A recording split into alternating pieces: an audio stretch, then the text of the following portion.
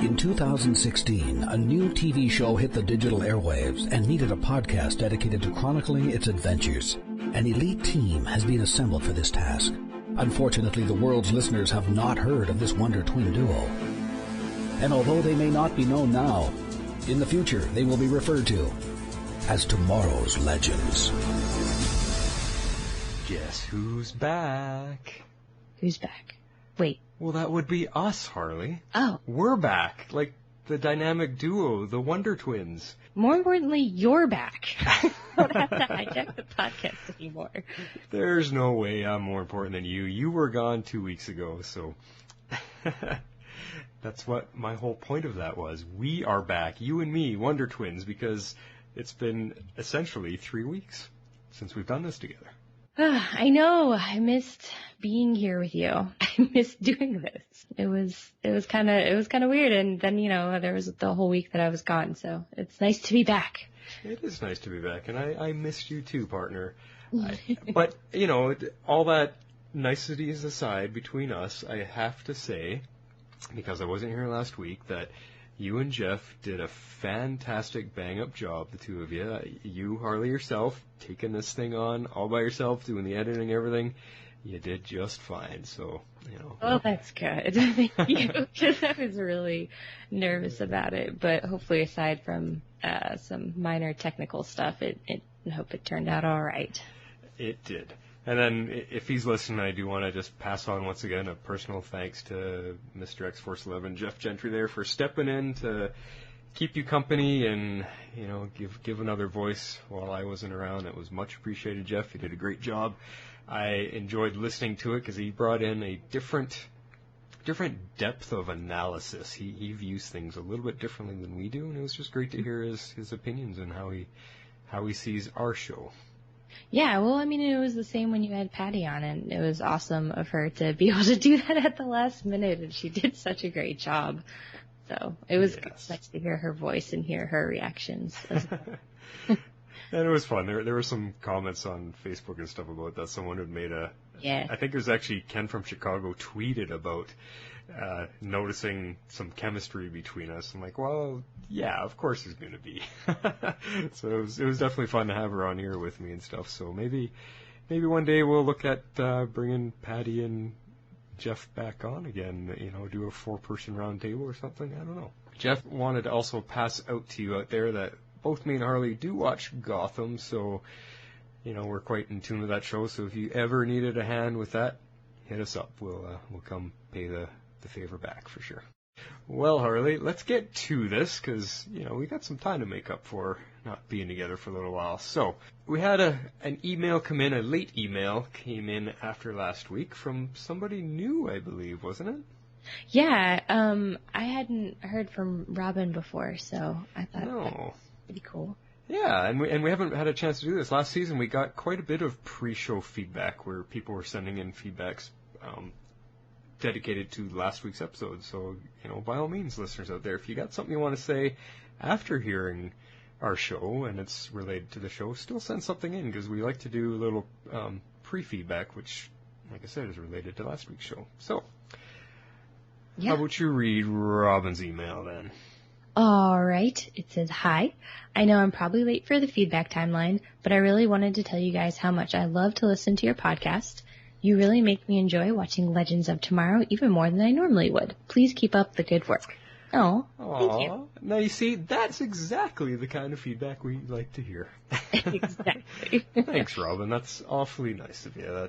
We totally appreciate hearing that we help you enjoy the show. And feedback like that and from everybody else, that helps us enjoy podcasting even more. So thanks. Well, there's more. Oh, sorry. Keep going. I didn't know if you had it up in front of you. I was like, wait, there's more. Okay, so he continues, "Just some short words about this week's episode. I really like Season 2 so far, and this episode is no exception. In my opinion, it is a great mix of character development, fantastic fight scenes, and some hilarious lines. I loved Rory's line about the knives when Victim attacks him. Although I have to say that it's really weird that they can just kill a apparently rather well-known shogun without affecting the timeline. But all in all, I really like this episode, and thus I give it 33 out of 36 hidden compartments from Rob. So 33 out of 36, is there something, that was from the episode, wasn't it? Yeah, it was. Yes. They found the 36th compartment that they didn't know about, which was the secret armory, and it held your secret message. Flash. Yes. Sorry, everyone has to please forgive me. I am still frazzled from the move. I have a very Jimmy-rigged setup going on right now because I've been doing nothing but unpacking and setting up and not a lot of sleep. So if I'm slow to clue into something, that's my excuse. That's like a perfectly acceptable excuse. All right. You did bring up a good point, though, and I don't actually know if Jeff and I did address this, but it did bother me a little bit that they were able to just kind of kill this guy and it didn't affect the timeline. Yeah, I thought you guys did.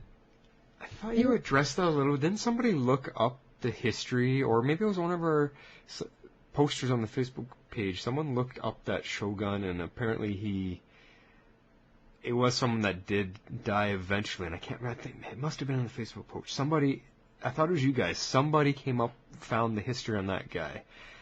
I think it must have been on Facebook because we had touched on it. But yeah, because he had to have been well known in history because Haywood says something about him because he knew about him, and then because he was infamous for killing his wives. Okay. But anyway.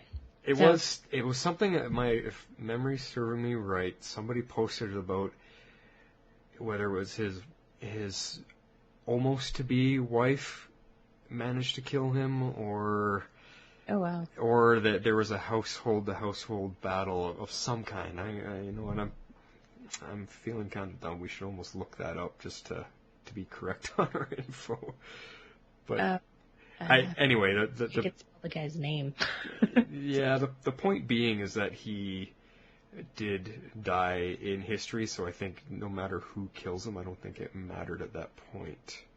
Okay, so maybe we're just assuming he got past the point where he influenced history enough that it didn't matter that he died. Yeah. I did a quick look, I can't find where that was posted, so I'm sorry we're not fully answering your query there. I have a feeling that he died in history, and it's not really well accounted as to who killed him or how he died, so I think that's why they can get away with that. At least that's the way the show is writing it. Yeah, and that makes sense given the time period, so we'll go with it. Yeah. But I mean, I do agree with your point before that about liking season 2 and the great character development, fight scenes, and hilarious moments, and some good serious lines too. I mean, it seems like they've got themselves together for this season, and they're having fun with the show, and that's all we want out of it, really. Oh yeah, no, it's great. It's much improved this season. Not that it was bad last season, but it's really good. Yeah. Well, thanks, Robin. Great to hear from you. Hope to hear from you again.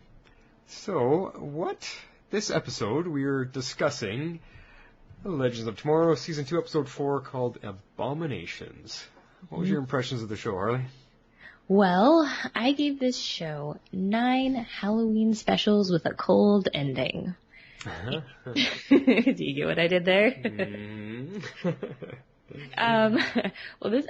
I thought this episode, it was fun, aside from the obvious, very serious storyline that Jax and Amaya had. I loved the spooky feeling, because it was right around Halloween, and I really thought I was going to hate the zombie angle, because I saw the promos, and I was like, really? Going with zombies? It's going to be so cheesy. Yeah. But it actually worked really well. I thought it was very well done, and then they managed to fit in tons of character growth, especially for Jax, which was awesome. To me, it really felt as if this whole episode really centered around him, which is nice because I feel like he kind of gets put in the background a lot. So it was really nice to see more from him and to see him grow as an actor as well. I was kind of surprised that they tackled such a controversial topic. I wasn't expecting to go to the Civil War and deal with very serious issues like racism and just what happened to people in that time period. Mm-hmm. Crazy. Yeah. So, I don't know, that's kind of my thoughts. I really liked it, obviously. What did you think about it? Well, I'm right there with you. I gave it 9 horrors of racism. Mm-hmm. And I was kind of doing a little bit of a play on words there with it kind of being a half of a horror movie feel and half racism. But seriously, as hard-hitting and heavy of a topic that they tackled this time, the horrors of racism to me really is really suitable. And I'm right there with you, like I said, for them to tackle it the way they did and as serious as they dove into it, some of the scenes that Jax and Vixen were part of I was surprised how much they did with it, and I guess it was a way of showing how Jax has to struggle with not participating or not stepping in, I guess is a better way to say it, to interfere. Mm-hmm. And Vixen, being the one who almost can't control herself, and Jax has to hold her back. There was a lot of scenes like that, and for a 42-minute episode, it was dramatic, it was serious, there were some heavy moments, and like you said, Jax as a character, this was very centered on him. It gave him a chance to break out and stretch himself out with his performing, and he did such a great job. It was great to see the young actor really get a chance to dive into something that I know has to mean something to him. And oh yeah, the supporting cast all around, it was so well done. And then you also said with the zombies, like how is throwing zombies in with this is gonna affect everything, but it didn't really. Just allowed it to be a good background piece. I think they probably did it because dealing with the racism the way they did, if that's all they focused on, it would have been way too heavy of an episode. Oh, absolutely. And especially for Legends, which is generally a lighter, more fun type of show. I think having the zombies in there gave them that bit of an outlet to still have some fun. Mm-hmm. I think so too. It worked, like I said, it worked surprisingly well. Yeah, and I'm kind of losing myself because I'm recalling the seriousness of the episode, and I'm kind of it was well done, so it deserved a high rating for what they took on and how they did it. They did a good job without making light of racism and the way things were back then during the Civil War. So. Oh yeah, no. Good job. Yeah, I'm sorry. I'm a little bit. I'm recalling the episode as I'm talking, and it was heavy. So let's get into it because there's a lot of good stuff to talk about. Yeah, there really is. All right, Harley. So with things being pretty frazzled for me, I didn't get a chance to really dive into our notes and add a lot of my thoughts. So I'm going to count on you for our returning.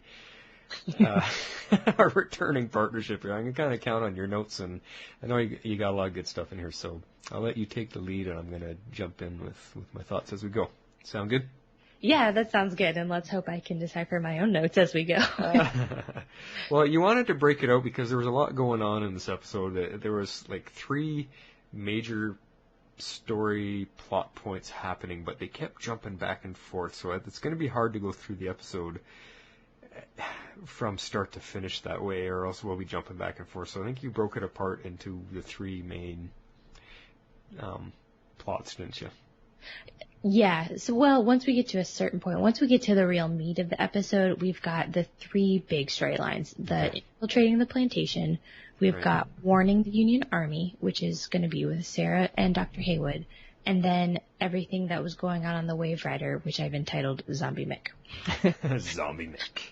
But before that, we kind of have everybody in one big storyline. So I've kind of broken those up into the little chunks, and this goes more or less chronologically. And so I just wanted to note that Martin Stein did the intro again. He did. That was interesting. I thought they were going to keep rotating, and we should have, by our theory from last week, heard Jax, because this is a Jax-centric episode. So should the intro? Where do you think they're going with this, or do you think? You know what? I couldn't figure that out, why they allowed Martin to do it again. Yeah.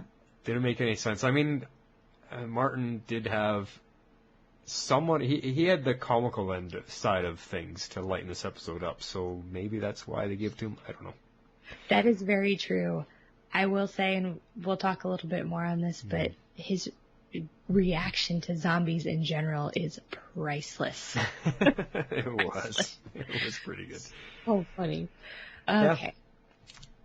Well, to start off, so we start off, and this was a very different intro. It was almost, I mean, I guess they're all kind of cold opens, but this felt like more of a cold open to me because it was not one of our team members. It wasn't anyone we're used to seeing. And so we basically started with what looks like a jump ship, and I thought it was at first leaving the Waverider, and I was like, okay, well, this is an odd way to start. And then they kind of zoom in, and you see that there's this different pilot that he's in the jump ship. And I'm like, okay, so I'm guessing that wasn't the Waverider that he was coming from. And you can see that he's coughing, he's visibly sick, and he's just trying to explain what's going on. He's talking, I think he was basically leaving a distress signal. He was trying to contact whoever he was working with.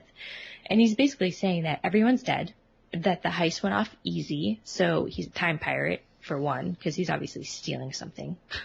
Yeah. What was your reaction to that initial scene?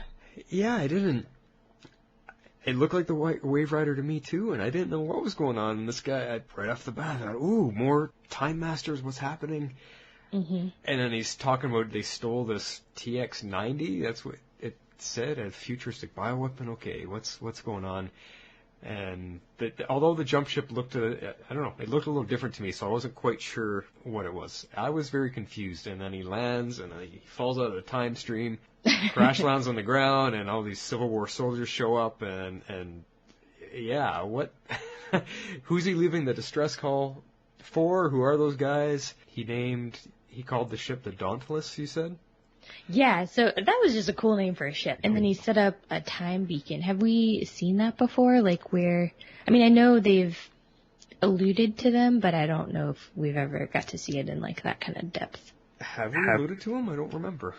I thought in season 1 we did at some point, because when they were trying to find a certain point there, I don't know if we set the time beacon, Rip set a time beacon, or if Rip was answering a time beacon, but I feel like we've heard that phrase before, I think.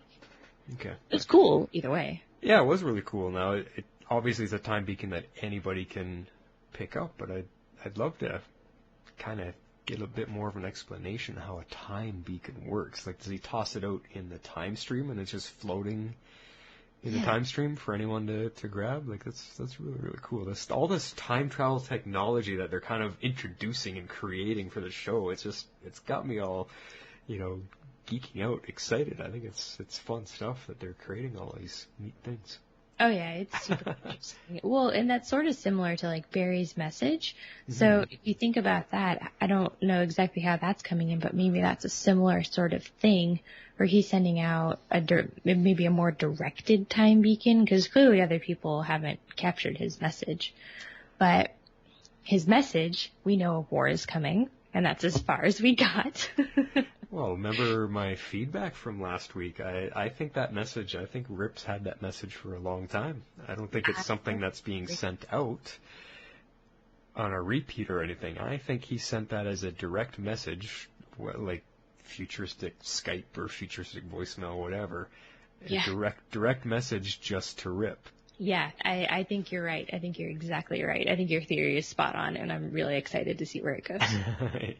Me too. All right. So, do you have anything else you want to say about? Well, how many people are frustrated by Jax turning off the message before he could hear more? I was yelling at my TV. I was like, dude, no, I want to know what else it says. Come on. But that's the mystery that's going to keep us coming back, right? That's what that's all about, obviously. Yeah, they're going to parcel that out until we get to that crossover episode. Yeah. That's what they're coming for. If my theory holds, then yes, that's what they're going to wait for. I think you're spot on. I think that's exactly what it is. Cool. Chalk one up for Flash. Got one right. I think so. We'll see. Totally awesome. We can move on, though. That's all I had to say about that. Awesome.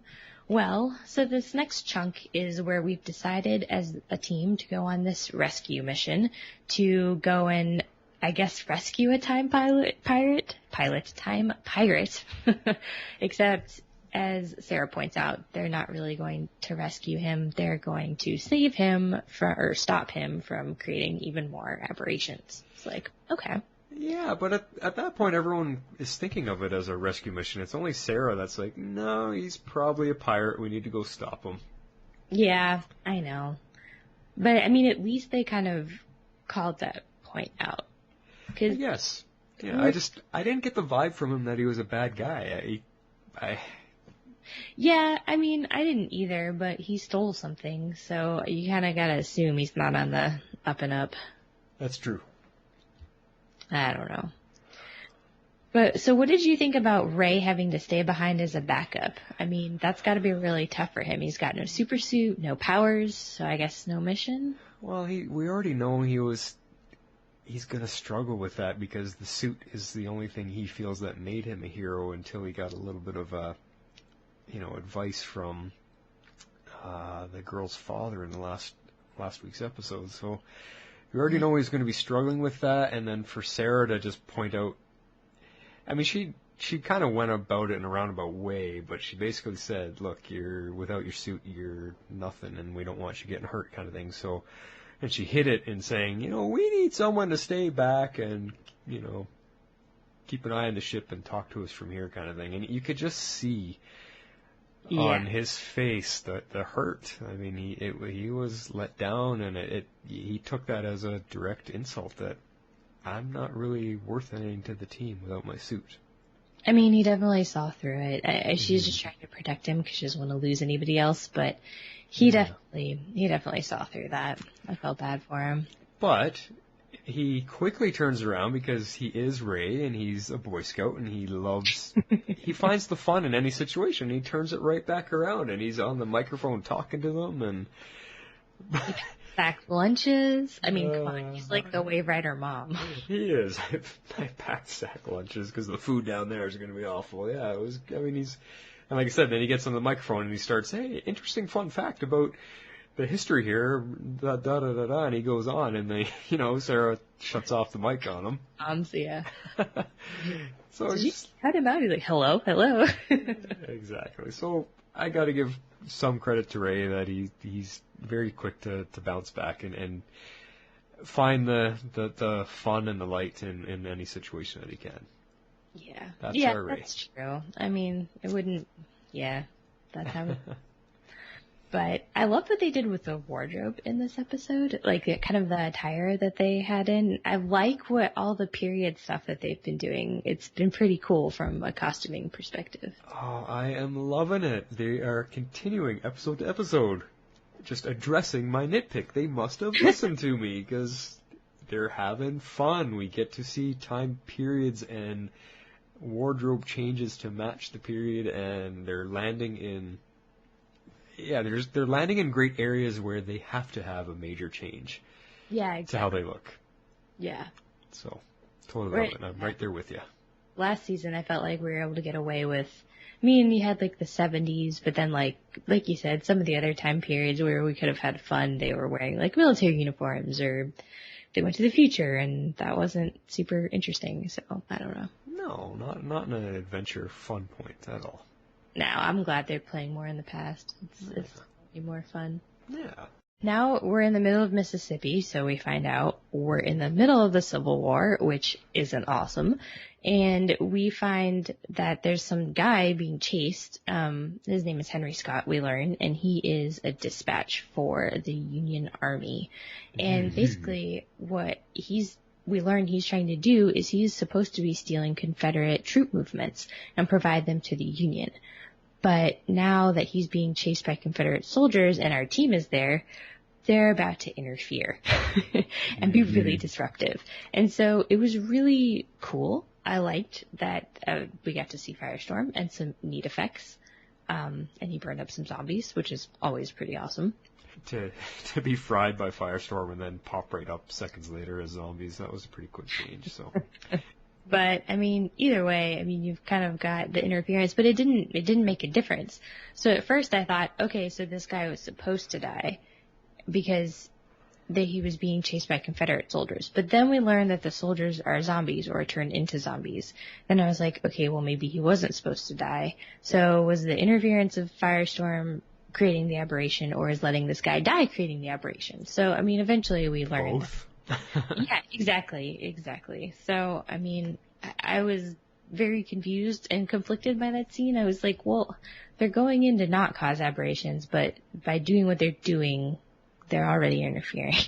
Oh yeah, to become Firestorm and just take off and start blasting away, like, yeah. That's a little bit out of the ordinary for that time period. I know. Well, so I did a little bit of research on Henry Scott because. Oh, okay. Yeah, so I have a link here to a blog from the New York Times, and it was just a quick little article. It just sort of explains who Henry Scott was, and he was a slave in the South, and he ends up escaping, and he basically gets taken in by a Union, I think it was a Union officer, and he kind of like raises him he escaped when he was like a little boy, and so he kind of like raises him up and teaches him how to read and all sorts of stuff. But to the best of my knowledge, he wasn't actually a spy. So they kind of took that liberty with the character. But Henry Scott himself was an actual historical figure. So I thought that was pretty cool. And there's our historian Harley at it again. Cool. So there's your history lesson for the week. I like it, though. Good job. Yeah. Well, anyway, so getting back into his storyline, I mean, he ends up being killed. And then this is when we learn, because I was like, is he supposed to live? Is he supposed to die? Well, this is where we learned he really was supposed to live and what he was supposed to be doing. So we kind of are trying to figure out what to do about this. They pick up his belongings, and then we kind of head back to the Waverider, try to figure out what to do. This is also the point where we learn that Mick has been bitten by a zombie. And is this the scene on the Waverider when they're all standing in the piloting area, and Mick's just kind of in the background, and he collapses while they're all discussing things. He just falls over. Yep. Man, that freaked me out because you're paying attention to the characters that are talking, and you hear the thump in the background, like, what happened? And I rewound the scene, and sure enough, he just kind of doubles over and hits the ground, and it just freaked me out. It was one of those scary moments, like, what happened? I know. Yeah, it was crazy. Yeah. I wasn't expecting that. I wasn't expecting him to have been bitten and turned into a zombie, ultimately. No, because I don't remember seeing him get bitten. Like, I don't remember a zombie getting close enough to him to have been able to bite him. I'm going to have to watch that part again, because I don't know if they showed it. I don't know if... they definitely show him, like, struggling and, like, fighting with the zombies. I don't know if they show the actual bite until they, like, reveal on his shoulder that he was bitten by the zombie. Yeah. But I don't think they showed the actual act happening, like, in that fight scene. Okay. Yeah, because I couldn't recall seeing it, but... I don't think we did. But what ends up to be interesting about this whole thing is, as a result of this contagion and these zombies, the Union loses the war because the Confederates are zombies and they can't be stopped in this time period. Right. So. Big change to history. Yeah, so that's a huge aberration, and so now we have no choice but to go back in and find a way to defeat the zombies. Dun dun dun. Dun dun dun. We need some good zombie effects or something in there. Yeah, there you go. All right, so this is the point where we have 3 distinct storylines. And so I kind of split them up because I think it'd be best for us to tackle them and give each section its own little, do it some justice, you know. The biggest one, in which we'll tackle first, was the infiltrating the plantation, and this is mostly the scenes with Jax and Amaya. Okay, sounds good. I like your organization here. Let's do it. Excellent. Okay, so some of these points are going to be a little bit more reactionary to just all of the scenes in general, and then we'll pick out a couple of the big ones as we go. But I mean, I love that this was Jax's episode, and they just really ran at some tough issues just head on, and they did not shy away from it. And I was just not expecting this to be so heavy and as powerful as it was. Well, yeah, especially that, like, one of the opening sequences is when they're kind of skulking through the bush and they see the one slave girl getting into trouble with a couple of the guys, and they basically just want to, well, they're treating her like a slave, and they want to teach her a lesson, and they throw her up against the tree and start whipping her. And, I mean, Vixen wants to jump in and stop it, and Jax actually holds her back. I mean, that, and then she doesn't quite understand, and he has to be the voice of wisdom here, and we'll get to that in a second, but yeah, I thought, okay, the scene's going to end there, but the scene actually, you don't really witness the whipping, but you hear it, and we get to see the expressions on Jax and Vixen's face, and hearing the cries and the screams and the pain. That was watching it. What's that? That was worse than watching it. It was, but like you said, it was powerful. It had me kind of speechless and not blinking, and wow, that... I don't even know the person, but I know my characters, and I was feeling exactly what they were going through, and it was that, I think that was probably the single heaviest moment this show has had yet. I completely agree. I mean, there's all of these scenes kind of under this, along the storyline were the same, not like the same scene, but they were just all very difficult to watch in a lot of ways. This one was probably the hardest, I would say, this very first one. But they did not shy away from shedding light on, things that actually happened. Honestly, what we saw probably wasn't even the worst of things that I was just going to say that. I mean, as heavy as they made the scene, we know without a doubt far worse things happened, and people were treated far worse than that.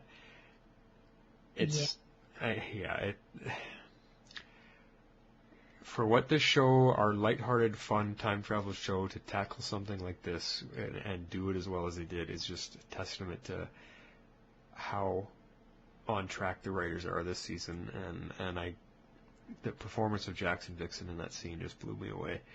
Oh yeah. And I can only imagine, I want to give a little shout out to our friend CJ Thunder. I can only imagine how this episode affected him, because he was recently posting was it on our page or was it on his personal page? He was talking about some racism issues, and there was a huge discussion about it. I believe it was on his personal page. So it's kind of odd that days after that discussion kind of happened that an episode like this comes out, so I can imagine he was probably very, very sensitive to it. Yeah, I can only imagine. It can't have been easy to watch for a lot of people. Yeah, so I'm right there with you, buddy, CJ. We're feeling this one with you. Yeah. For sure. Yeah, it was pretty crazy. But it was during, I think, the first one of these scenes, because where Jax, he gets dragged to the barn for speaking up to the master of the house, quote unquote. Well, are we going to skip over that whole sequence? Because there's a lot that happened in the house before Jax gets chained up. Yeah.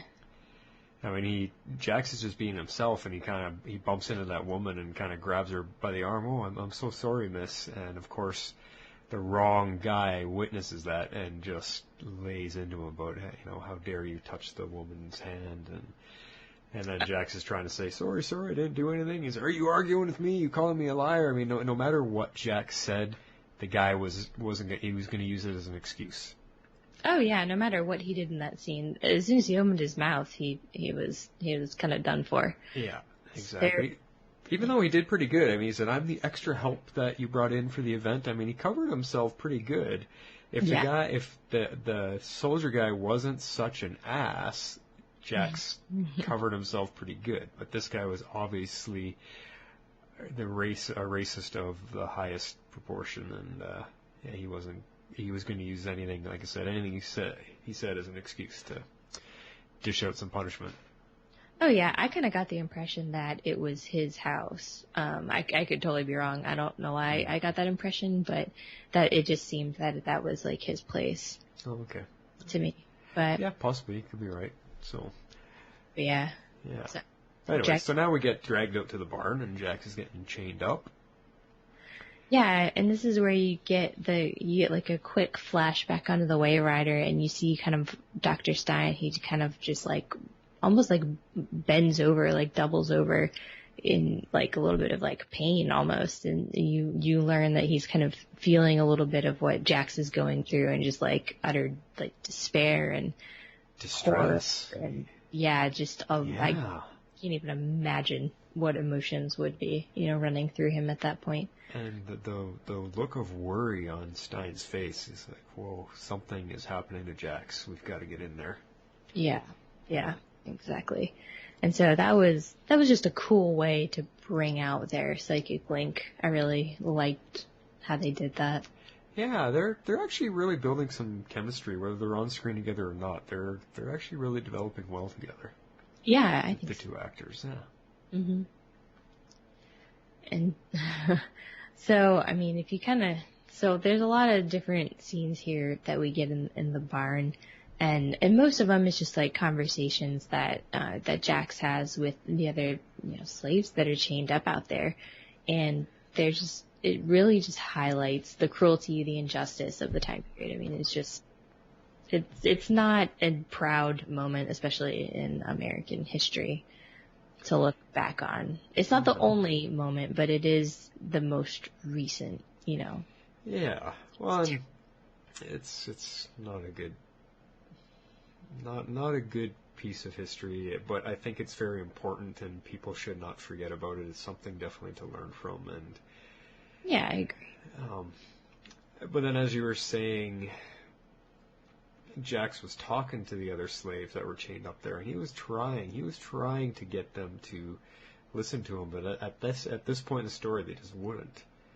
No, well, they were telling him what happens if you escape, and so they're like, you can't escape, like you'll be killed, or was that the? I think that was the punishment. I think they killed people, but yeah. Well, they're treated like animals, so they didn't.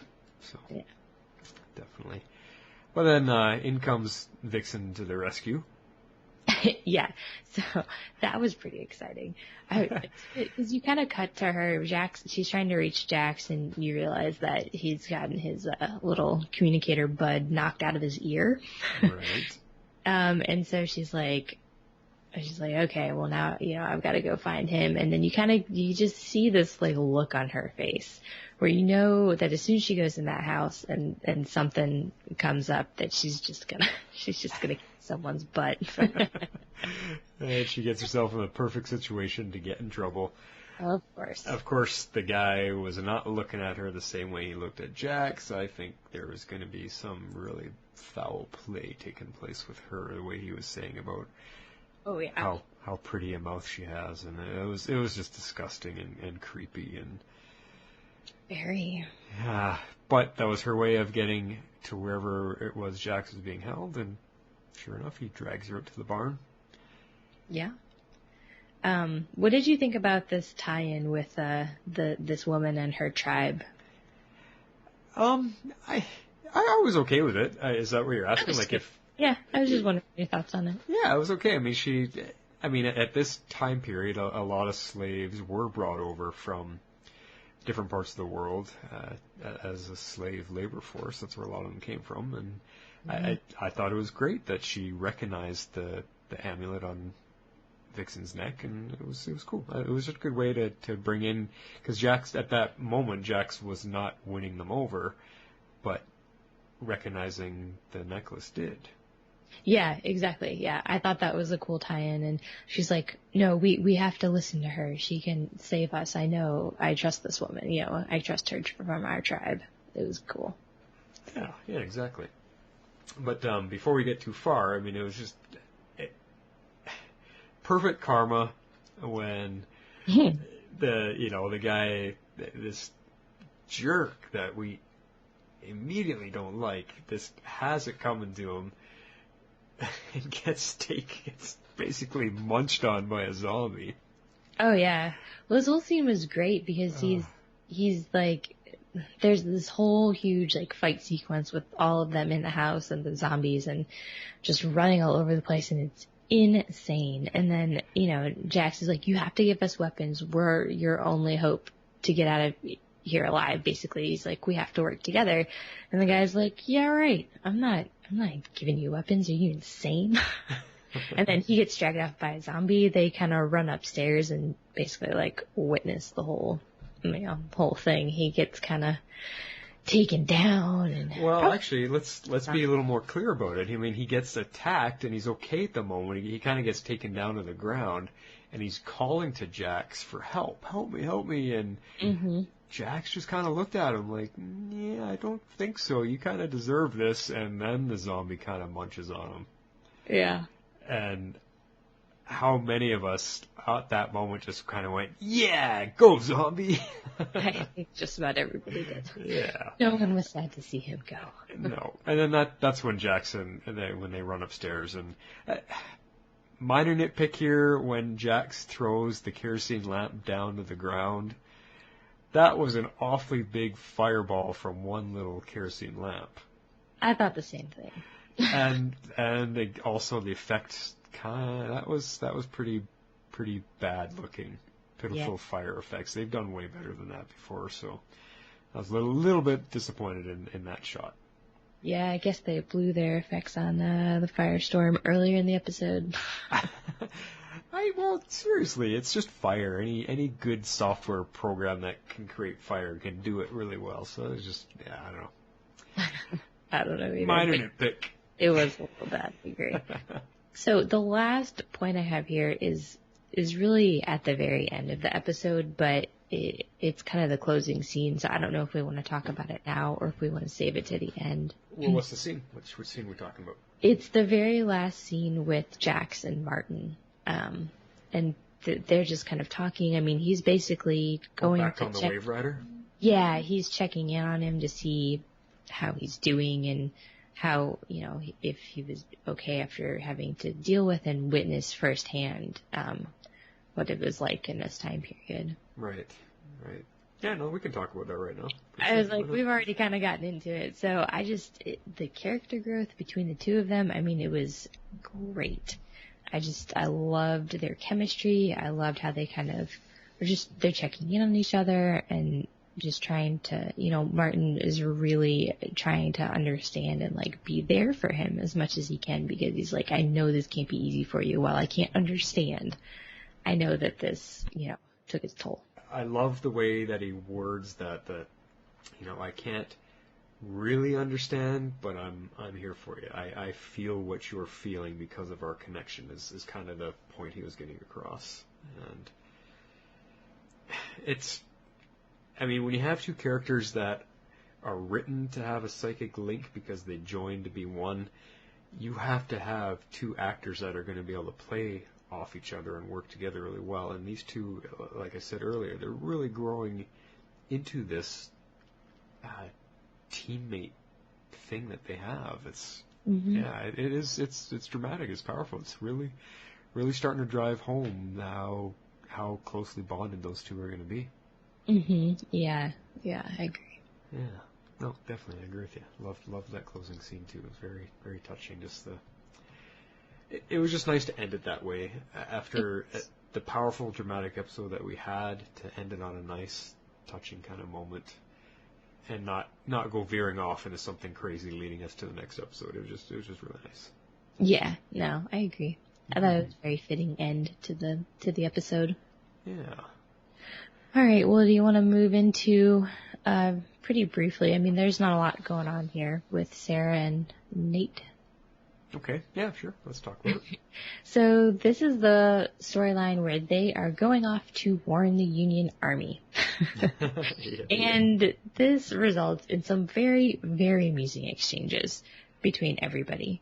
And you've got, Nate and Sarah, who they've basically tracked down the Union Army, and they want to speak with General Grant.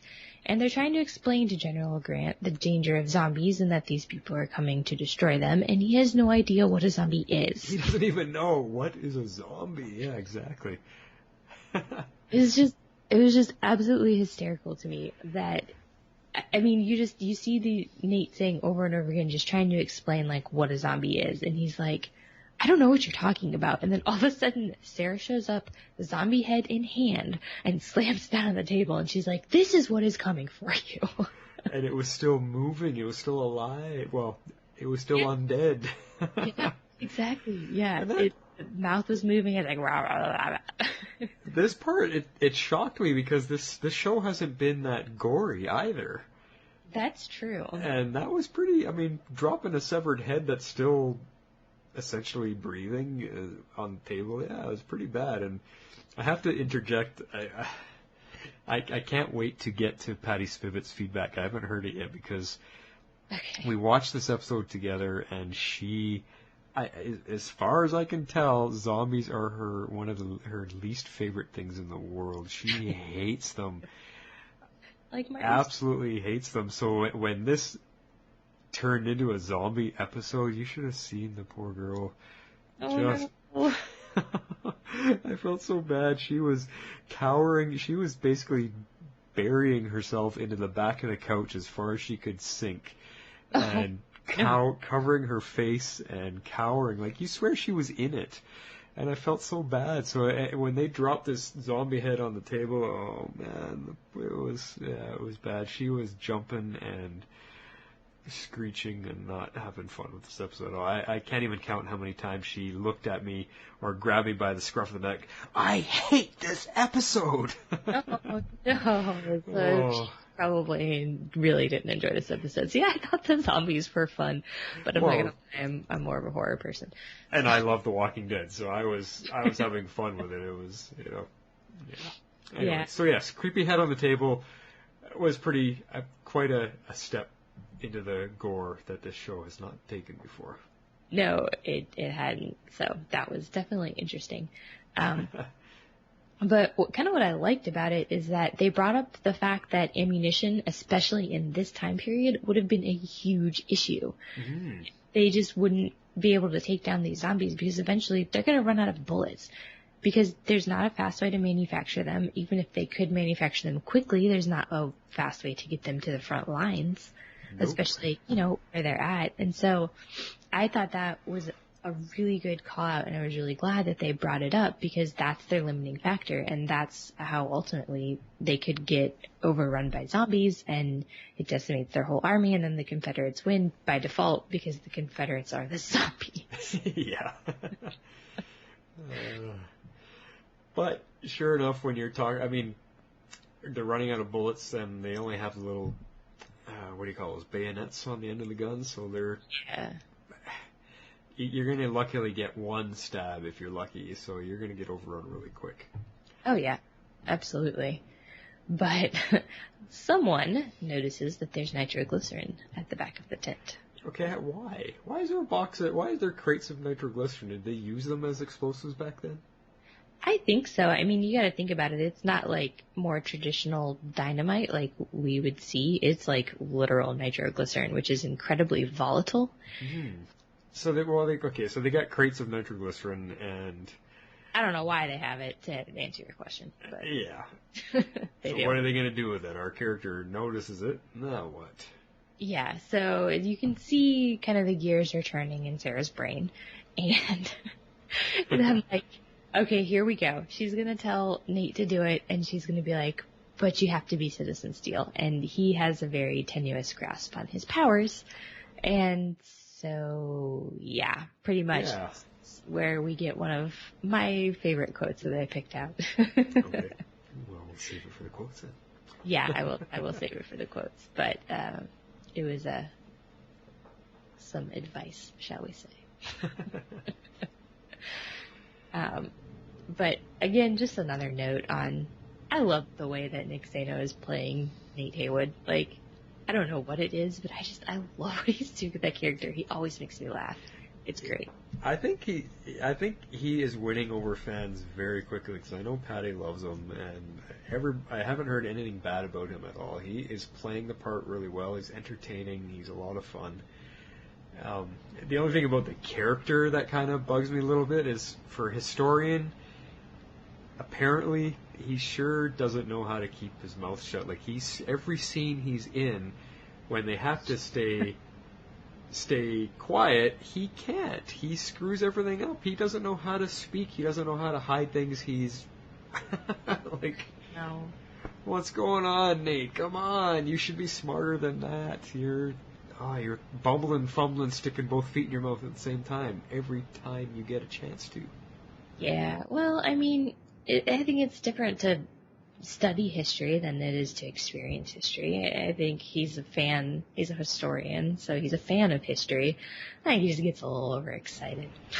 Yeah, I know, you're right. I mean, that's what I'm taking it as, is he's getting excited the way Stein gets excited to meet Einstein, or exactly. Ray gets excited to, be a part of something like that. I think it's that type of, each character is getting their own little bit that they just can't contain themselves. This is so much fun, oh my god, and he says the wrong things. Yeah, exactly. Yeah. So, I mean, what we need him to do is to master his powers. Although he did pretty good in this episode. I mean, he grabs the stick of dynamite or nitro or whatever it is he has, and he leads the zombies away and basically throws himself on the giant crate of dynamite, essentially, and blows up all the zombies. So, well, didn't you find it funny that he didn't turn to steel first? Like, he runs away, jumps on the box, and all the zombies pounce on him, and then he turns to steel. I agree. I thought that was odd, but I sort of just kind of chalked up to the fact that he doesn't have good control right now. And so he just kind of took off running, and then after he jumped on the box, he's like, okay, this really has to happen. I'm being attacked by zombies. And then it kind of worked for him. That was kind of my take on it. That's what you chalked. Okay. Two side theories I kind of thought of was like, one, maybe he doesn't want to show all the soldiers that he can turn to steel. He doesn't want to show superpowers, so he's going to get far enough away that nobody can witness that. That's a good call. I agree with that. Or a funny idea is maybe when he turns to steel, maybe he's a lot heavier than normal and he won't be able to run so fast. Oh, that'd be really funny. I didn't actually think about it. That would be really funny. That'd be pretty funny. I mean, because he's obviously really, really strong, but yeah, maybe there's a weight change anyway. I just thought that was funny. That would be amusing. I would like to see if it is or not. But sure enough, he blows them all up, and we're not quite sure what happens to him yet. Yeah, we don't get that reveal just yet. Although we did see the steel come out just before the explosion, so we assume he's probably okay. But yeah, we don't see that until a couple of scenes later. That was an amusing exchange between him and Sarah about zombie guts. I was like, I'm covered in zombie guts. Yeah, oh yeah, exactly. I'm gonna be sick. Yeah. But before we get away from that scene, there was something you brought up here. I wanted to call out the scene with Sarah and General Grant. That was a pretty, because he was kind of imparting some wisdom to her about being a captain, being a leader. Yeah, he was, and this was a great scene, and we again got the Captain Lance, and so that's got a nice ring to it. And he basically told her, don't regret making the tough decisions. And I thought that was good advice from a man who himself probably had to make a lot of tough decisions. Yeah, exactly. And, I mean, everyone has to make tough decisions, but when you're a leader of people, you have to make ones that are harder than most. Yep, that's true. So I think it's good for her to kind of hear that from him, because I think she understands the position that he's in and what he's probably gone through. Yeah. So I think it was good for her to hear that. I mean, all these little scenes are helping build her into being an even better captain of our team, and we all already love her as the leader of the team. So for her to have these little side scenes where she learns a little bit more and gains some wisdom from that kind of a situation, I think it's just great. It's going to make her such a good captain. Yeah, I agree. I mean, she's already a pretty great captain, but yeah, that definitely has room to grow. Yeah. All right, so these last chunk of scenes that we have to talk about is all the scenes with Mick and Ray and Dr. Stein on the Waverider. I mean, this is such... at one point we have Stein, who is hilarious here, but the other end of it we have Mick, who is probably one of the scariest zombies I would ever want to, or not want to come in contact with, because holy cow, that scene when he was in the chair and he first opened his eyes and they were bulging out and bloodshot and red, and he was like, oh, Mick became a zombie. It was scary, legitimately scary. It was pretty creepy. Oh my god, it was so funny. Everything that Victor Harper said and did in these scenes was absolutely hysterical. Some of my favorite moments for his character all season. Oh, and then poor Patty beside me, she jumped about 2.5 feet off the couch. Oh no! when Mick opened his eyes, because I don't think anybody was expecting it. I wasn't. Oh. I mean, yeah, I was, but I wasn't. If that makes sense. I mean, because you see him get bit, but then I was like, oh, well, Ray's gonna cure him and it'll be fine, and then nope. He's actually a zombie for a little while before he gets cured. Oh, but yeah, Victor Garber played it like he was legitimately freaked out. It was awesome. It was so funny. I mean, he was stuttering and shaking and basically curling up into the fetal position. It was funny. Oh, it was hysterical. Well, I think at one point he even says he's terrifying when he's a regular person or something along those lines. He's like, and now he's a zombie. It was, oh my god, I can't say enough about what he was doing. It was just so hysterical to me. But you've got, these scenes where Ray's basically trying to talk him down and talk him into he's like, we have to work together, we have to get things done, and we have to do this together, otherwise, he's going to keep us trapped here. And he's like, okay, I can do this. And then Ray's like, if I get bitten. Sorry, go ahead.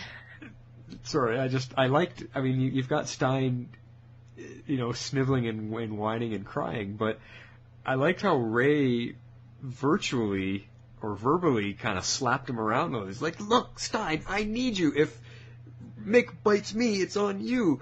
We gotta work together. We gotta get out of this. I like how Ray took control of the situation and was really, really, strict about it.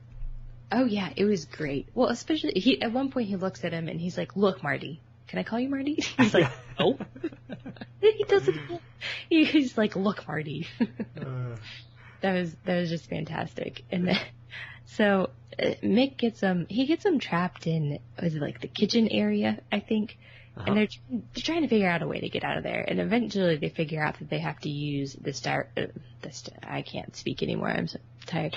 They have to use the fire extinguisher and basically aerosolize the vaccine, which I don't know why that would work better than a regular vaccine, but whatever. Because they can spray them from a distance and not have to get up close to stab them. Oh, is that what it was? I was like, I don't understand why they're doing this. Okay. That actually makes sense. That makes a lot more sense.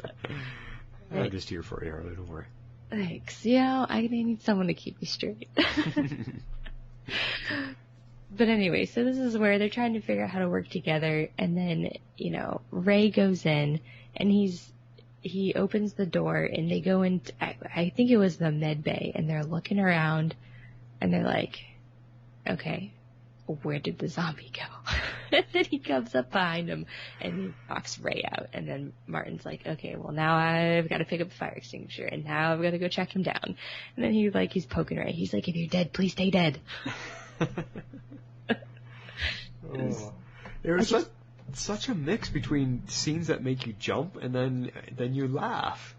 So the director, I got to give him huge props, because to be able to try to do horror and comedy back to back within seconds, masterfully done.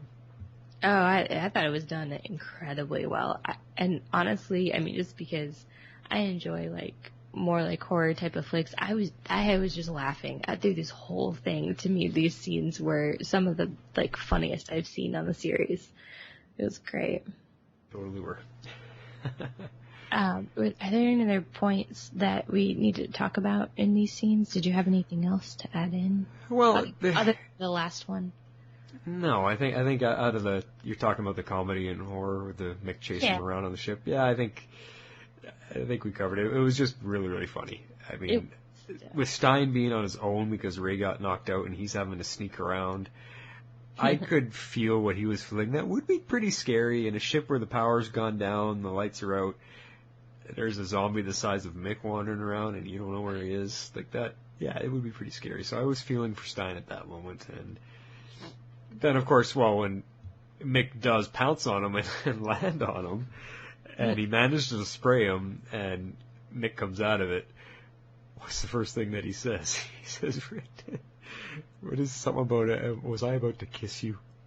Oh, yes. Oh my God, I can't believe I forgot about that. Maybe that one you should change in there. Oh, that was so funny. He's like, were you going to kiss me? He's like, or was I about to kiss you? Something like that. He's like, I could only hope.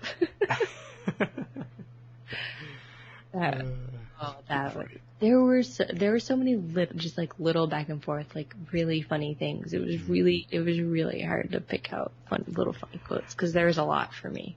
I can imagine. That's why I think we're gonna keep letting you do the comedy and I'll do the serious. That sounds good. Sounds like a plan. All right, deal. Yeah. Well, let's get to the end though, because it still has to deal with Zombie Mick, but they cure him and he's out of it, and now we're near the end of the episode. And Mick and Rory are kind of having a little bit of a continuation to their bonding moment. Yes. And so this was great. This whole scene was so good. And Ray, he doesn't know what his place on the team is. And, Mick's like, it's not a bad thing to be an outsider. He's like, being an outsider can be pretty great. I once had a really great partner. And I was like, oh my God, I love where this is going. Then he pulls out the cold gun. Yes. And I was so excited. I really miss Snart, and I really wish it was him coming back. But I love that now at least Ray has some sort of weapon. Well, yeah, and it makes me wonder what's that going to lead to. I mean, is Ray going to develop the gun a little farther? Is he going to enhance it? Is he going to take both their guns and tweak them kind of thing? Is he just going to be like Captain Cold Part 2 or like... Yeah, is he the new Captain Cold? That's what I want to know. I mean, it's Ray. He's the Atom. I mean, eventually it's got to come around to him getting back to being Atom. So I'm wondering how long this is going to be or what's going on. Or it could have just been a bonding moment. It could be that's the way of Mick saying, hey, you had my back, you saved me after I asked you to, and this is how I'm repaying that trust, and here's the best friend, greatest guy I've ever known. This is all I have left of him, and I'm giving it to you. Yeah, so exactly. It was a touching moment too. It was real. I mean, as much as Ray was, giddy as a kid, it was still a very touching moment. And I mean, Mick's kind of opening up, and in certain ways, he's opening up and showing that he does have a soft part of him somewhere. He does, yeah. He keeps it pretty well locked away, but yeah, he's got it buried down there somewhere. But I mean, we'd be remiss if we didn't talk about how that scene started, because Mick's just sitting down, and Ray kind of walks in the room, and Mick's like, "Are you okay?" And Ray's like, well, he's like, oh, shoot, I had to ask. I know. See, many good one-liners. So many. Yeah, so many. But, we do a Rory quote of the week section as its own separate thing and still have good, funny quotes to pull up. Well, we could, we could, because we kind of picked a favorite quote of the whole season, so we could almost do a Mick, what was Mick's best quote of the whole season? Or just a mashup of his quotes in general. Yeah, we could do a mashup, string them all together. Might be a fun little 3-minute segment. Oh yeah, that'd be hysterical. Well, that pretty much wraps up the episode. I think we because of the way the episode jumped around, we really wanted to just talk about it in sections, and I think we've done that. Yeah, I think we covered everything pretty well. Yeah, so that brings us to our nitpicks of the week. Form of water! Alright, guys. Harley has had to step away from the mic and get some rest. She's a little bit tired from, being a mama. And so I'm going to continue this episode on. I'll finish it out going solo. Just hope you guys stick with me through to the end. So we're getting to nitpicks. And I didn't really have a big nitpick, a really standout one from this episode, because this episode was quite good from start to finish. There's a few things that did kind of bother me, and I had already talked about the kerosene lamp that exploded like a fireball. That was one little one. The other thing, which I think a few people had some issue with, was the time pirate in the beginning. I mean, they opened the show with what I thought was a new character, someone that was going to be introduced on the show. I mean, he gets the whole opening sequence all to himself. And yeah, he does turn into a zombie, but, I mean, our team picked up his distress signal, his time beacon. They go looking for him, they track down his ship, and then they get caught up in the whole Civil War storyline, and they never come back to this time pirate ship, to what he was doing, to where he came from. They do not pick up the story. I mean, that introduced our episode, and they never came back to it. So that's my nitpick. Because who is that guy? Where's he from? Are we going to find out more information? What's going on? Or is it just, as the episode was going along, they completely forgot about it? I don't know. Anyway, there you go. Now, let's get to the number one special featured section. It's the quote of the week. Shape out an eagle! And I actually feel kind of bad doing this without Harley, because this is her favorite section. Anyway, from last week, we have the winning funny quote. Any idiot. And how does the Shogun even know how to operate your atom suit? I designed it so an idiot could use it. An idiot does. Alright, so this week's funny quotes, and these are all selected by Harley, so I'll give her full credit for them. Our very first funny quote for you guys to choose from and vote on is called Pyromaniac.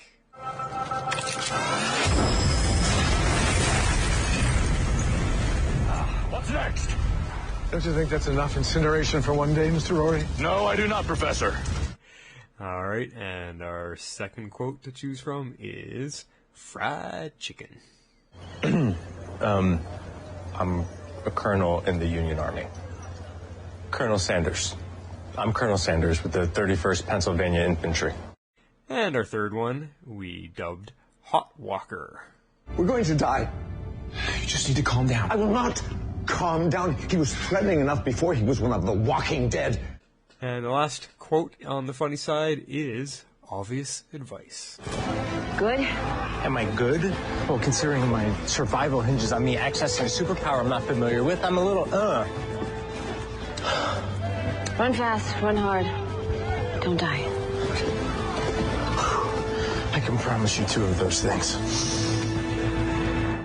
Alright, now the serious quotes, which Harley picked a couple and I picked a couple coming in late, so serious quote, actually, forgive me, our winning serious quote from last week is Master Yoda.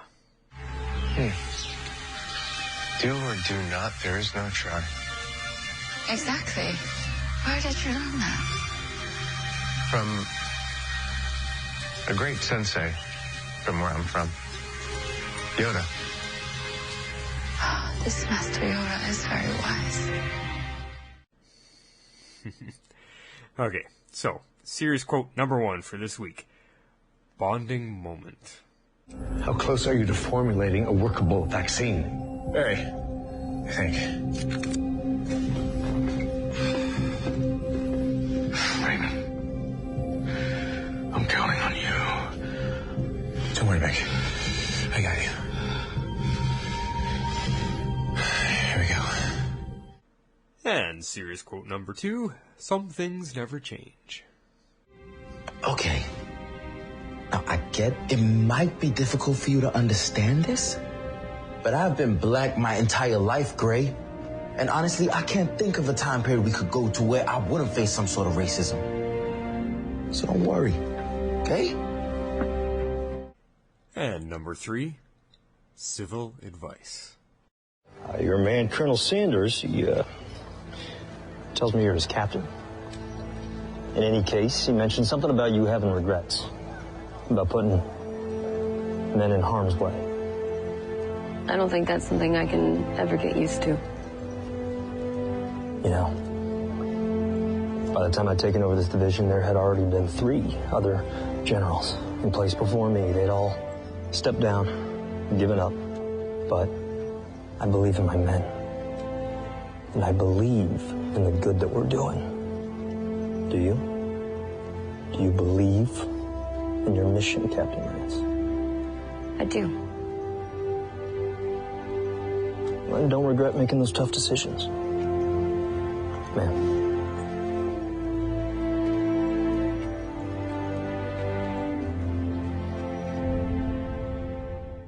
And our final quote for the serious side of things, we called reassurance. Don't worry, we're gonna protect you.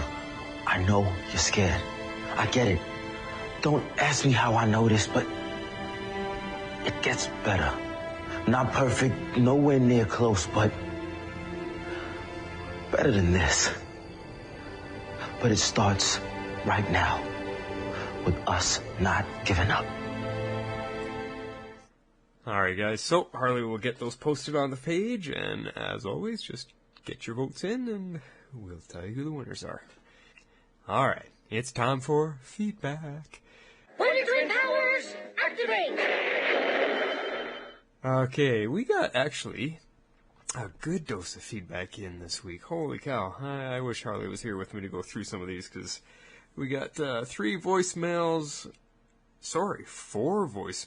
and 2 emails. So, we're going to start off with a couple of voices. And our very first one is from my sub from last week, Mr. X-Force 11, Jeff Gentry. Here he is. Okay, legendaries. This is X-Force 11 calling in with some feedback. Wow, I really enjoyed this episode. I enjoyed the look at the past and just to see how the relationships develop between our different members of the team. I thought we got a lot of forward movement of people learning to work together and looking at a serious issue like the Civil War and racism.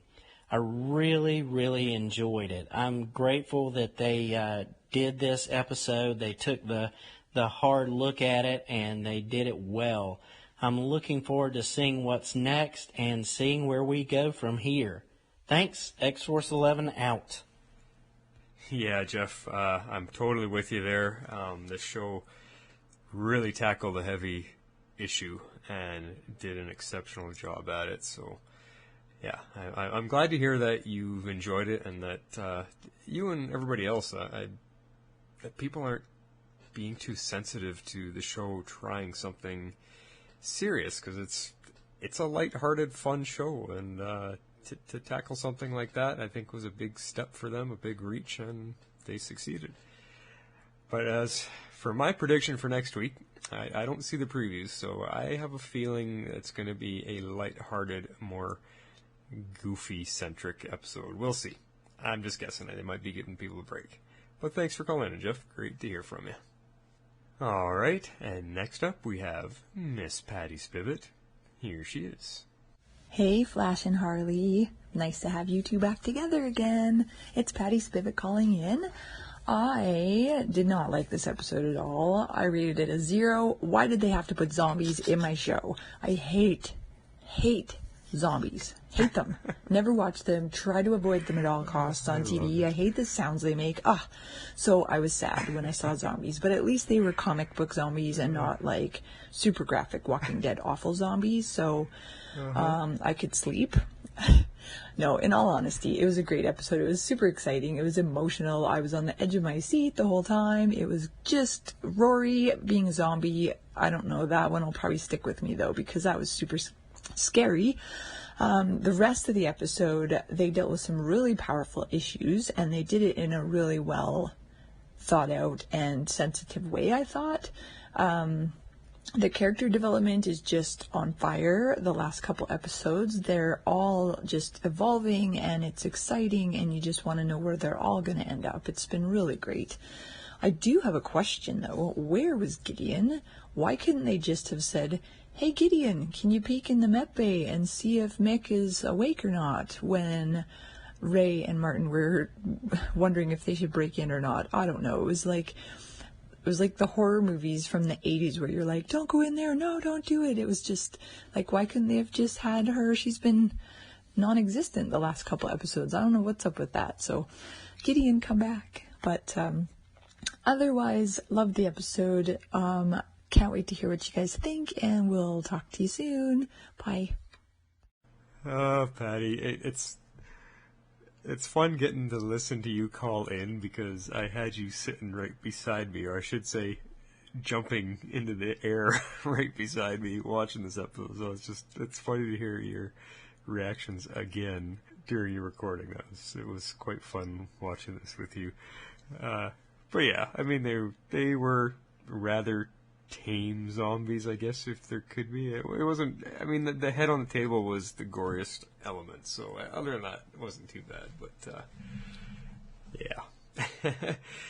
But I'm gonna kind of group you and Jeff in together, because that's two of you now that have talked about the character development, and I think me and Harley touched on it a little bit, and so I'm gonna address both of you, because Jeff also said that as well, and me and Harley are both in strong agreement with you guys, because there was some huge character development by quite a few of the cast, and it's just great to see. I mean, with a shortened season and not a lot of time, sometimes we might seem like we're flying through things and we're getting from point A to point B without a lot of stuff in the middle to explain how they got there. So seeing this development it's just great, and that's testament to the writers. So, hats off to those guys, because they're doing a good job for sure. Now, you brought up a good point, and I'm going to throw that in as a part B, or I'm going to throw that in as a B story to my nitpick. Where was Gideon? You're right. Because she has kind of been non-existent these last couple episodes. I mean, people are getting on the ship or sneaking on the ship, and she's not noticing. She's not there to help them out when they're under attack or someone's fighting, or, like you said, Mick's a zombie.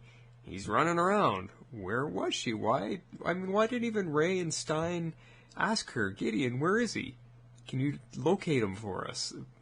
The only answer I can come up with for you is Mick did something to knock the power out, turned off all the lights, because you heard Ray and Stein actually address that, and Ray had guessed that, maybe he ripped out a couple power conduits or something and knocked the lights out. So maybe he also, in his zombified state, I mean, he knows the ship, so maybe they're not traditional zombies where they're brain dead. Maybe he was still thinking or processing or something and was able to shut the ship down. I mean, yeah, that's kind of a far-reaching explanation, but that's all I can come up with, because I really don't know. I hope they address it. I hope it doesn't go on too many more episodes where Gideon is kind of not really a member of the team, because I really want her to get some character development as well. But thanks for calling in, Patty, and I believe this is 2 weeks in a row we have not heard from the Master Wordsmith, so you're leading Season 2 now for feedback. Congratulations. Okay, so now we got an email in from Killer Frost. Let me pull that up here and I'll read that for you guys. Alright, here we go. So Killer Frost says, "Greetings all. I give this episode 8 out of 10 head-only zombies. This episode was a lot more fun than I expected, since I'm rather tired of the oversaturated zombie society we have going on right now. Yeah, that's a good point. There's a lot of zombie stuff out there. One of my biggest complaints of Night of the Hawk from last season was the lack of common sense when they sent Jax out to woo the white girl in 1950s small-town America. It was nice to see them acknowledge the danger more directly with the conversation between Stein and Jax. Yeah, good point for sure. Mick as a zombie is funny. Stein being terrified of them, even funnier. Yeah, me and Harley were quite enjoying. We were actually laughing quite a bit behind the scenes here, just talking about that sequence. So good performances on both their parts there. She says, did anyone expect a grittier, more drunk Ulysses S. Grant? I am actually having a bit of a mind blank. I'm not sure what you're referencing there. I'm sorry, Killer Frost. I'm just going to go on through your email. How's that? The most pressing question from the episode, or is it a complaint? How did Nate keep all his clothes in that explosion? Shouldn't they have been blown to pieces? Well, I think when he turns to steel, everything... Well, I'm thinking everything turns to steel, because the couple times we've seen him, he's completely head to toe shining silver. So whether his clothes fall off or they also become steel because they're on him, I'm not sure. So we know that he turned to steel when the explosion went off, so that must have protected his clothes as well. That's really how the only way I can explain that myself. Nobody can replace Captain Cold, but I think it's a good move. Mick and Ray have a great relationship, and they are both missing something important to who they are as people. Ray getting the cold gun helps regain some of that for both of them. Yeah, I mean, Ray's a tech guy, so I think I said earlier in the episode, I think he might probably try to trick out the cold gun a little bit, upgrade it, modify it, whatever. But you're right. Mick's needing a partner. He's missing a snart. So, I think him and Ray, there's been a bonding building between them since season 1 in that prison, that Russian prison. So it's kind of cool. It'll be neat to see where they go with it. And Mick's gonna keep picking on him and toughening him up a little bit, having some fun with him. So it'll be good to see. I think it'll be good for Ray to have kind of a buddy like that, because he is kind of alone. Nobody really connects with him really strongly. So if he has kind of like a buddy with Mick, I think it'll be good for him. Anyway, she says, overall good episode. Until next time, Killer Frost. Well, thanks for sending that in once again, Killer Frost. Some good points there. And again, I apologize for the Ulysses S. Grant, the name. I'm just not connecting the dots right now on that one. Harley, where are you? I'm feeling a little bit dumb here. Okay, and our next, we got a voicemail from the Green Butterfly. Here she is. Hi, this is your Eye in the Sky Green Butterfly. Zombies? Green Butterfly hates zombies. But I love Sarah Lance and I love this show, so what's a butterfly to do? I had to watch the episode. And I was glad that right away I had a character that related to exactly how I felt. Martin hates zombies just as much as I do. And I'm super glad that I didn't skip this episode, because some of the experiences that Jax had were very heartbreaking, but what he did for the people in the end was very heroic and heartwarming. So I'm glad I didn't miss it. And I'm glad I didn't miss the next step of the relationship forming between Rory and Ray, because they're the most unlikely of friends. But Rory gave him the cold gun, and it was awesome, and I'm so glad I didn't miss it. Besides, I suppose I shouldn't be afraid of zombies when Sarah Lance is around, because she can most certainly kick their butts. Great job getting the episode to us last week, Jess. Your conversation with Jeff was really awesome, and I'm really glad you called in, Flash, and gave your thoughts. And speaking of Flash's thoughts, we still don't know what's on the message. It's still killing me. Are we going to get like a couple of words per episode? Oh my goodness, the anticipation. I give this episode 8 out of 10. There are sprouts on my sandwich. Have a super week. Green Butterfly, out.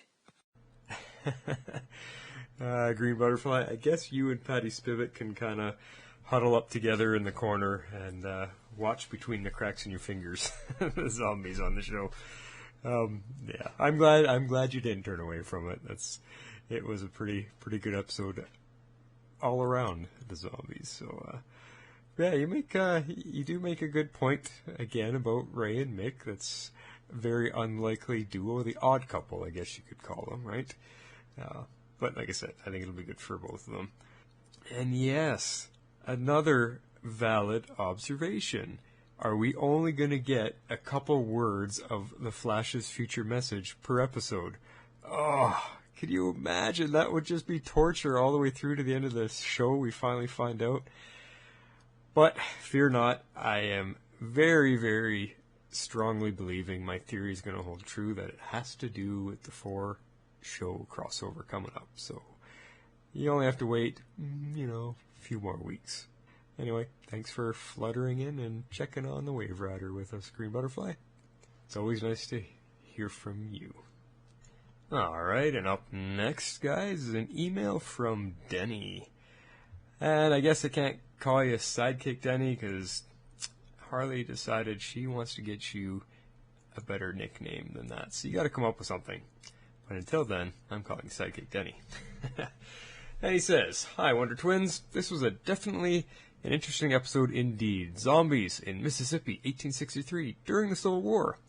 I wonder what's going on with the monologues. Stein is doing the monologue again this week. What factors could it be that determine who delivers the intro for the week?" Yeah, we were discussing that right off the hop, and we're not sure. I guess we're going to have to see what happens next week. I kind of want to hear every single character do it at least once.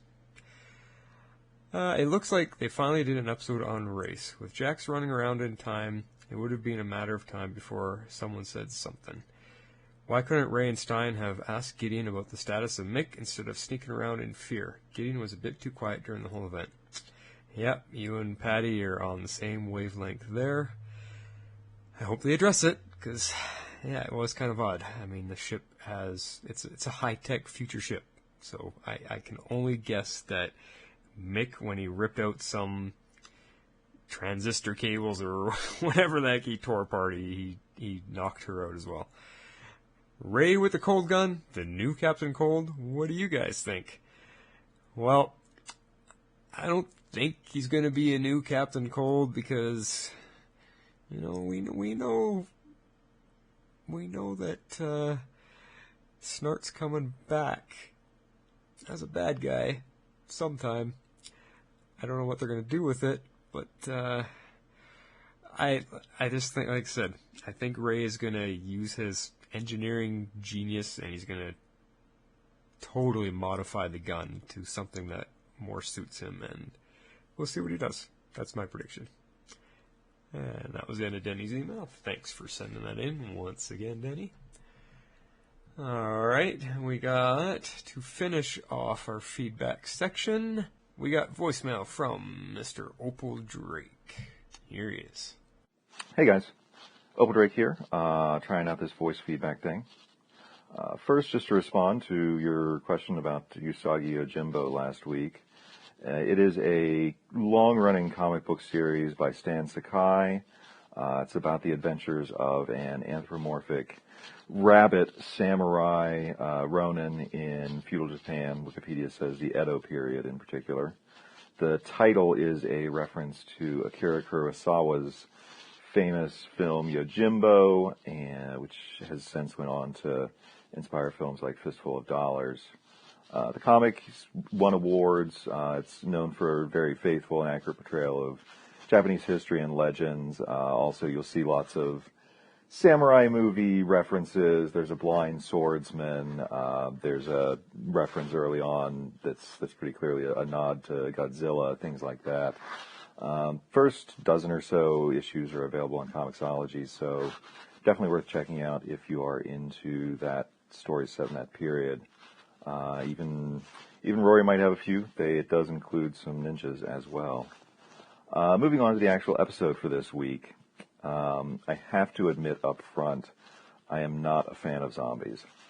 not in the sense that Martin is not a fan of zombies, more in the sense that if there was never again another zombie film or book or anything, that would be just fine with me. I think it's just massively overdone at this point. So that may affect my feeling on the episode overall. I'm giving it 7 out of 10 aberration paloozas. My general thoughts on the episode, I can't help but compare it to the excellent WGN historical series Underground, and it doesn't. And I think it's probably not fair, but it really doesn't come out well in comparison to that show, which is a much more in-depth exploration of slavery and the antebellum South. Obviously shows a lot more nuance and a lot more perspective, both in the lives of the people who had to endure slavery and the people who were responsible for perpetuating that system. That said, the scene where Jax and Amaya were watching that slave be whipped, I have to admit that did make me legitimately uncomfortable. And I do think Jax did really well this episode overall. And it's really just great to see him get a bit of a showpiece episode as well. The other comparison that came to mind was the current NBC show Timeless, because again it features a black protagonist who had a line very similar to Jax's when he pointed out that there was basically no time in history that he could go and it would be awesome for him, which is very true, and it's good to see the show interact with and acknowledge the fact that this, pretty much no part of certainly American history that we can think of would be great for somebody like Jax. Some other general thoughts on the episode. Love seeing Sarah fighting in the dress. She gave that little popped up her skirts a little bit early on in that initial fight. Something I noticed, which I don't know if it was just me or what, but the action looked a little bit choppy.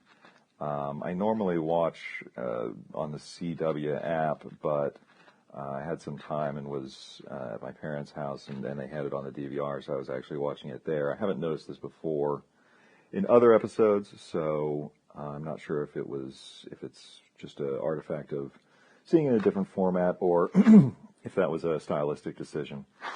Found myself wondering when Amaya went in to rescue Jax, if she couldn't have found some sort of sneaky animal to maybe get in there a little bit more subtly than she actually did, maybe invoke the spirit of a weasel or a mouse or something and just sneak in there. But she's sticking to the big old gorilla again this episode. Can't help but notice that Rip, man, I don't think he even got mentioned. And I hate to say it because I do love Arthur Darvill, but I can't say I miss him all that much. So I don't know if he's just, I didn't happen to see if he was in the credits on this one. So curious when we're going to be even thinking about Rip again, much less seeing him back in there. Rory, again, I think had the line of the episode when he woke up from his zombification and asked Ray if, was I just trying to kiss you? So always great. Was actually a shame to see him zombified for so much of the episode because we lost that great work from him. And then the big thing at the ending there. Have we got Adam Cold now? I don't know if that's going to be something that we see going forward, but it'll certainly be interesting. I think Ray and Rory have a good, entertaining chemistry together, so it should be fun to see them working out and see if he's going to be the new Captain Cold. And I think that pretty much covers it. So. As always, enjoying the pod. hopefully I don't go too long here. And see you guys next week. Over, Drake. Wow. Well, that was a heck of a voicemail. I almost felt like you were my co-host there with the in-depth conversation you were having with us there. Thanks for sending that in, Opal Drake. A few points here I'll respond to you about. You began talking about Japanese anime, and I'm not... Me, myself, I am not caught up on a lot of it that's new right now. When I was in anime, it was in the 90s. I used to manage a video store back when it was VHS tapes, and I could bring them home for free. So that's my extent of anime knowledge, is the 90s stuff. I've seen a little bit of it nowadays, and I find it quite quirky, and I don't know, it hasn't really engaged me to want to get back into it or not. But hey, I know it's hugely popular. We have anime Comic-Cons and everything like that, so I'm glad you found something to connect with it there. I hear you on the zombie thing. You're tired of zombies, and that's you're hearing a lot of that from a lot of people. There's so much zombie stuff right now. It seems to be just the hot commodity.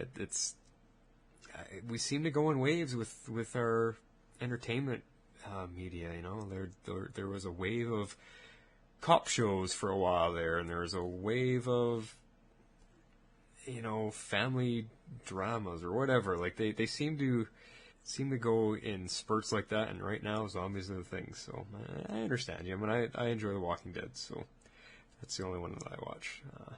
But yeah, I can see where you're going with your complaint there.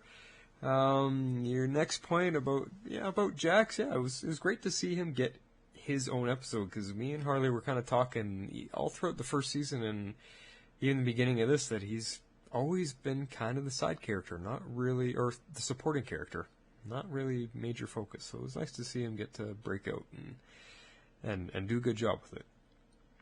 I'm not sure what you were talking about, choppy fight scenes. Like, were you meaning like the editing seemed choppy, or the smoothness of the choreography just seemed herky-jerky?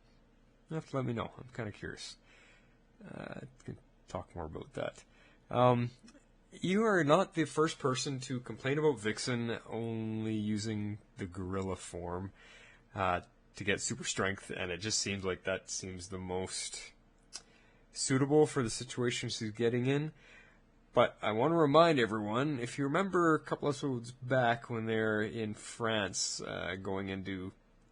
sneak into that nightclub where the Nazis were, you didn't actually see the transformation, but she did take on the form of a panther or a tiger or something, because she sprinted along the bar, hopping over the tabletops, and attacked somebody. It was really quick. Kind of, she ran through the scene, but you could kind of hear the cat sound as she did it. So I know she's used a different animal before, and I think she did something similar to that in an earlier scene as well. So yeah, hopefully they will expand that. It'd be nice to see her do some more than just gorilla strength. Yeah, your point about Rip, I don't know. I haven't really noticed him gone myself. I was never a big fan of him until kind of the end of season 1, so I don't know. But looking up on IMDb, he's credited with being in like whatever, all 10, 13 episodes or something this season, so maybe he'll pop back in real quick. I'm kind of curious about that myself, and what kind of role he'll fill, because Sarah's captain now, and she's doing a heck of a better job than he ever did, so we'll see what happens. Oh, you said Adam Cold. That is a cool name, man. If he actually turns out, if we have a combo character and it's Adam Cold, imagine, that's cool. That's just cool sounding. I can totally give you full credit for coming up with that one. Very awesome. Anyway, thanks, Opal Drake, for sending that in. It's good to hear from you, and hope you keep coming back, and thanks for, the kind words about our show. Glad you're enjoying it. Alright guys, so if you want to join all these fine people that send in feedback, and thank you everybody. God, we love getting in feedback.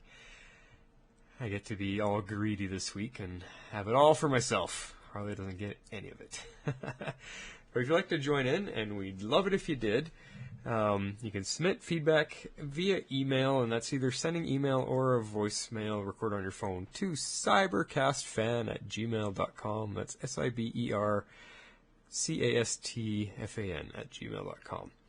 Our usual time is 8 p.m. Eastern on Fridays, the day after the show. I know it's a quick turnaround, so hopefully you can get some into us right away. You can also join our Facebook group. Just look up Tomorrow's Legends or facebook.com/group/Tomorrow's Legends. You can also follow us on Twitter @Cybercast, like Ken from Chicago does. He's pretty much the only guy I tweet with on there. I'm not a big Twitter, whatever you want to call it. But if you guys get on there and start tweeting to us, I will respond. All these details and more can be found on our website, tomorrowslegends.libsyn.com, and Libsyn is spelled Libsyn. You can also subscribe in iTunes, download episodes, leave comments on our blog post page there. And you know what? Be sure to rate us while you're in iTunes, because we're trying to get some more exposure and get other people to come in. We have now hit, I think we're at 103 members on our Facebook page, so that's great. But when we look at our download numbers, we are averaging 140, 145 downloads per week. So there's a lot of people out there listening that we haven't heard from, and we want to keep increasing that number. We want to. Let's make 200 a goal. If we can get 200 downloads per week, that's good. And how you're going to help that is rating us, reviewing us on iTunes, and get us some exposure. One other little thing we want to get into, me and Harley totally forgot that we were going to talk about some of the other DC TV shows. That was one of the things a lot of people requested, and we were kind of wondering if that was because the Wonder Twins podcast began with us talking about Arrow and Flash. Maybe there's a few of you that are with us since then, or you just value our perspectives and opinions. I don't know. Kind of curious, where that comes from. But we're gonna have a little section after feedback to spend a few minutes on Flash and Arrow, and just do a quick assessment of where we think the show's at and what the episodes are doing and all that kind of stuff. So you guys are more than welcome to include in your feedback any thoughts or points about Flash or Arrow if you'd like. You can even send in something about Supergirl too. I am watching that. Harley is not, but I definitely am enjoying it a lot. So we can talk all the DC shows. Gotham too if you want, even though it's not on CW. But yeah. So yeah, I think we'll start that next week when me and Harley are kind of back on schedule and back on routine. I do want to pass along, and I know Harley shares these sentiments. We do want to apologize for the last couple of weeks. The lives being busy and, us being away, taking turns, not being here, and the delays in getting the podcasts up, again with this one. But we appreciate your guys' patience and sticking it out, hanging in there with us. You guys are the best. We'll get back on track, we promise. So until next week, this is Flash, signing off.